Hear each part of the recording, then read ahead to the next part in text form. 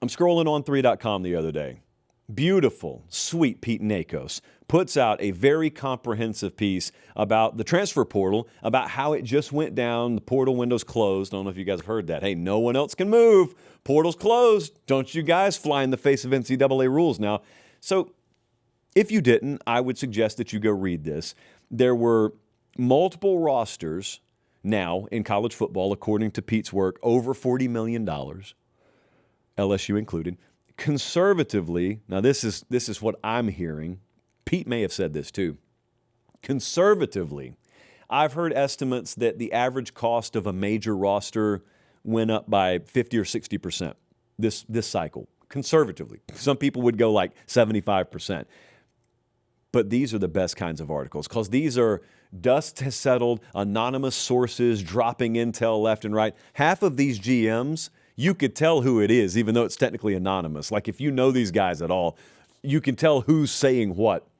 But let's dive into it because I'm not even going to start with Ohio State or Texas or Miami. You know what stood out the most to me? You know what was the most refreshing out of this entire feature?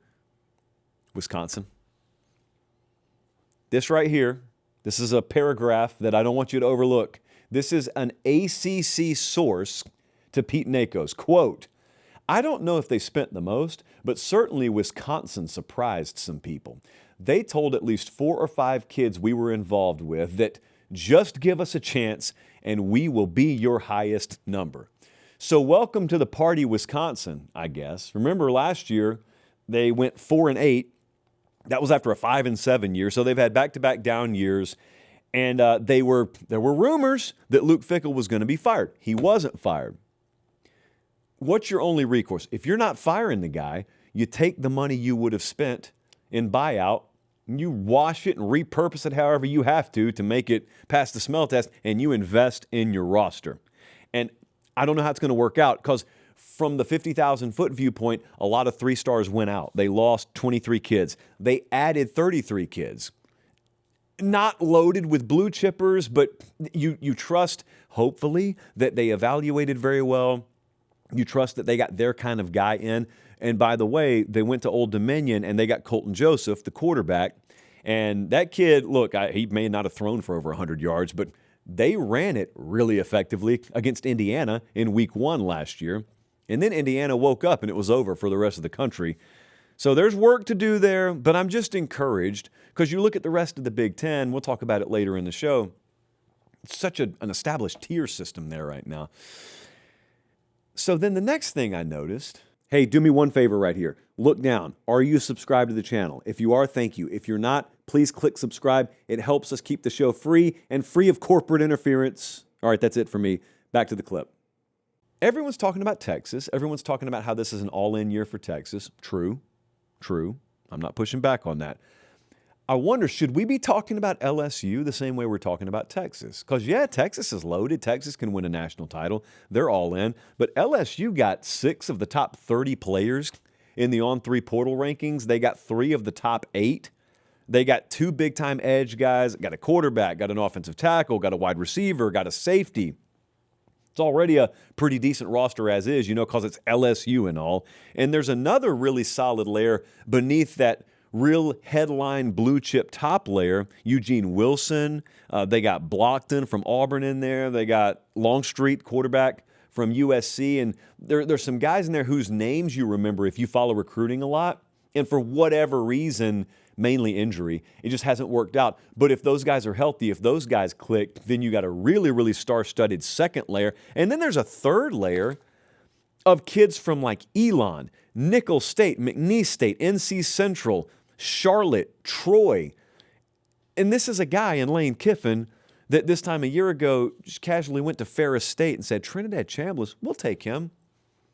And I'm not suggesting that maybe there are 5 more Trinidad Chambly, plural of Chambliss. I'm not suggesting that there are a bunch of those in here, but let's not overlook that they may have had a pretty keen eye for eval mixed into spending a lot on the top guys. And then on the other hand, I'm curious about Clemson. Ironically, they open at LSU. 10.5, I think, is the current number at FanDuel, but I'm not here to talk about the matchup right now. You got to be curious about Clemson right now And I'm looking every which way I can to hold out hope. They're losing somewhere between 6 and 9 guys in the draft. Some of those guys will be high-level draft picks. 10 guys transferring in. Only one blue chip.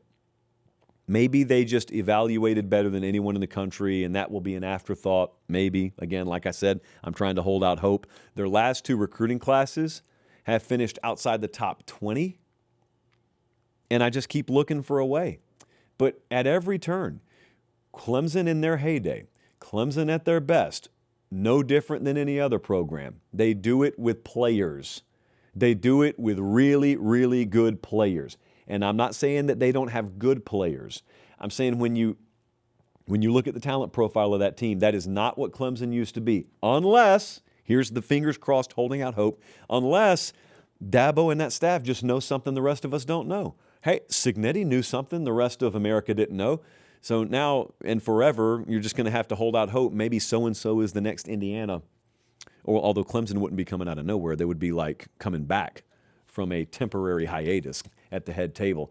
I'm also just in general, paying really close attention to the portal rankings. Think about the teams that either outright surprised or somewhat surprised last year. Like Texas Tech, they ended up going to the playoff. They ended up winning the Big 12. Miami was in the national title game. Ole Miss went to the semifinals. And to some degree, those teams were surprises last year because of how good they were. But they all finished top 5 in the portal rankings the previous spring. So if you look right now at the top 10, you're trying to find someone outside of the usual suspects that's going to crash the party. Louisville, Jeff Brom, those guys are number 5 in the On3 portal rankings. Virginia Tech, 6th. Arkansas, 7. Yes. And Houston, I'm very high on them, number 8 right now. Did I just list a playoff team? Louisville, Virginia Tech, Arkansas, Houston. Did I just list a playoff team? I see a lot of heads nodding, just in very different directions. I can see every one of you. Studies show that a majority of our audience that leaves the house wears clothing. At least something is in your closet. Whether you choose to wear it or not, that's your business, and we're not trying to change your lifestyle at all. What I am saying is if you are one of those people who does wear shirts or does wear pullovers or does wear hats, humbly, PateStateMaterial.com is there for you. Got new items over there that I didn't even know about. I was perusing last week because I was about to send someone something. Yes, I buy stuff out of our own store. No freebies here. And I saw like 5 shirts that I knew we conceptualized them. I didn't know that they had uploaded them into the store. But that's Alex for you. She never sleeps. So PateStateMaterial.com is there for your convenience. And no wardrobe is complete without it. That's what some people are saying, at least.